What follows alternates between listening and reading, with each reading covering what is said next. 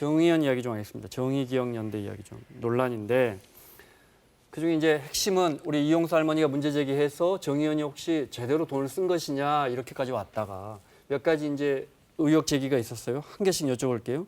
그중에 정의연이 맥주집에서 하룻밤에 3,300만 원 결제했더라 이런 보도가 있었어요. 그건 어떻게 된 겁니까? 한국경제신문에서 그 보도를 했어요. 저도 처음에 그 보도를 보고 정말 헐했거든요. 네.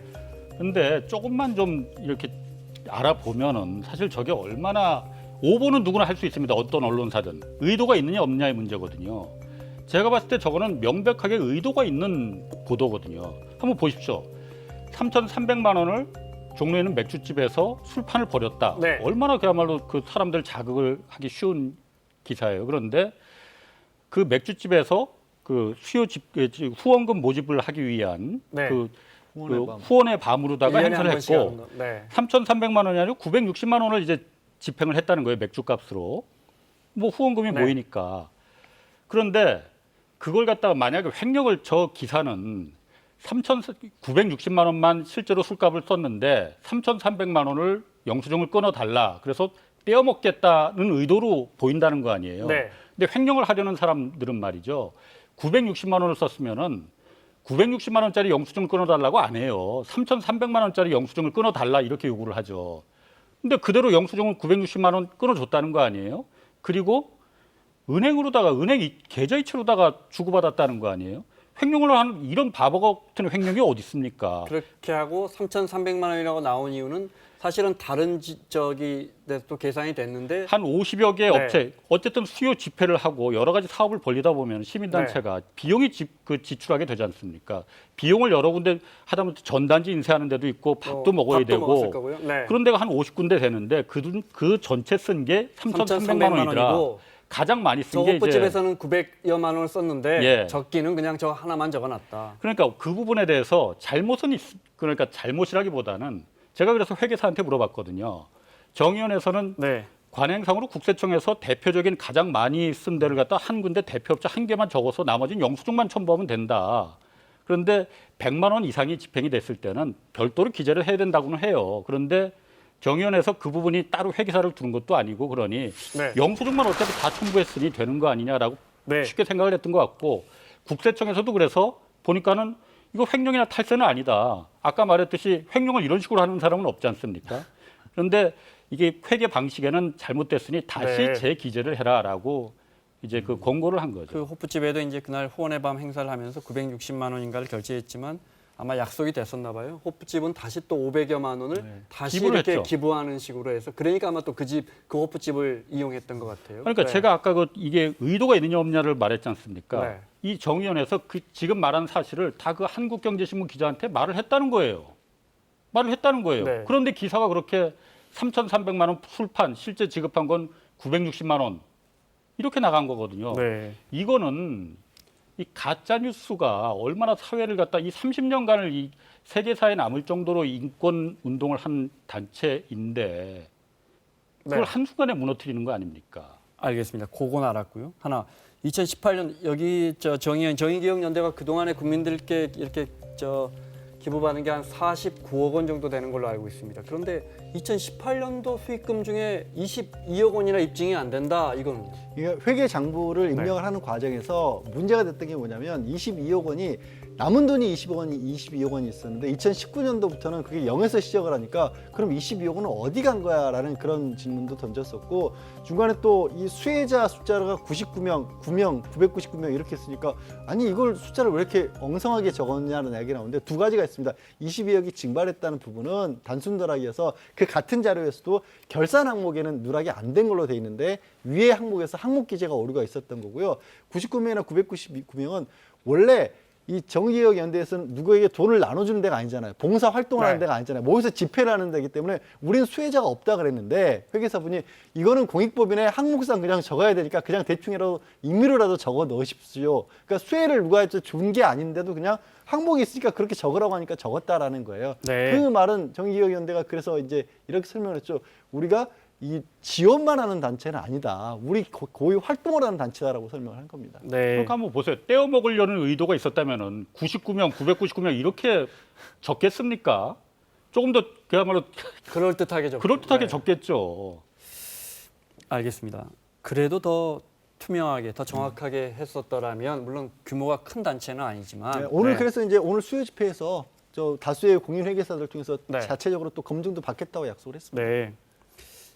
그 다음에 또 관심이 모아지는 것이 이제 그 윤미향 당선인 정의기업연대 대표를 했던 윤미향 당선인의 딸이 미국에서 유학을 받고 있는데 음대인데 돈이 많이 들어가는데 부부의 소득은 계산해 보면 한 5천만 원 정도밖에 안 되는데 이 돈 어디서 났냐 하니까 윤미향 당선인이 그 남편의 간첩 조작 사건 그걸로 한 3억 원 가까이를 민형사상으로 수령했는데 그걸로 사용했다 했더니 참여연대 출신의 김경률 회계사가 그 돈은 2018년에 받았는데 다른 유학은 2016년 이후에 했다. 그럼 2016년, 17년은 무슨 돈으로 했냐 물어보니까 2016년 과정은 전액 딸이 장학금을 받았다 이렇게 해명했어요. 2016년부터 피아노를 전공을 했대요. 그런데 피아노 그 UCLA가 원래 목표였기 때문에 네. 거기 들어가기 위한 전 과정이었는데 거기 한 학기 등록금이 한 600만 원 정도 됐대. 일리노이 대학에. 네.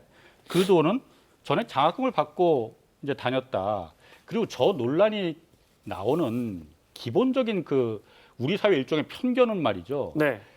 시민단체에서 봉사하는 활동가들은 무조건 가난해야 한다. 그리고 이슬만 먹고 살아야 되는 존재여야 한다. 라는 기부 아주 이상한 편견에서 나오는 거거든요. 이슬만 먹고 살아야 된다고 하면 누가 시민활동을 이 사회를 위해서 누가 봉사를 하고 좋은 뜻을 누가 하겠습니까? 저라도 안 하죠. 오히려 그런 분들한테 이 사회가 더 많이 투자하고 지원해야만이 그런 사람들이 더 많이 나올 거 아닙니까? 무조건 가난하게 살아야 한다라고 하면 네. 누가 그런 일을 하겠습니까? 알겠습니다. 논란 끝에 이용수 할머니가 참석하지 않은 수요 집회 오늘 수요일입니다. 수요 집회가 열렸습니다. 그 장면 잠깐 볼까요? 네. 1439번째 수요 집회 오늘 또 변함없이 열렸습니다. 네. 지난 2월부터 온라인 집회로 전환됐었는데 네, 최근에 이제 이용수 할머니의 불참 선언과 함께 또 회계 논란 그래서 상황이 어렵죠. 우진 바람이 몰아친데도 우리의 수시를 이어가겠다는 굳은 결심을 하게 됩니다. 정의기억연대는 패자 지원 활동도 경제적 지원 외에 일본군 성노예제 패자의 진실과 사죄를 촉구하게 만든 여성 인권 평화 운동입니다. 실제로 피해자 지원은 정부가 해야 될 일입니다. 가해자인 일본이 사죄하고 해야 될 일입니다. 정의연의 이사장은 이번 논란에 대한 입장을 다시 한번 밝혔는데요. 개인적 자금 횡령이나 불법 유용은 절대 없습니다. 친일 적폐 세력, 반민족 세력, 반평화 세력, 반인권 세력, 반여성 세력 이들과 동조하는 일부 매국 언론에게 똑똑히 경고합니다. 이 자리에서 30여년간 이어온 할머니들과 활동가들 함께한 국내 시민들의 진정성 있는 헌신과 끈끈한 연대를 제발 훼손하려 하지 마십시오.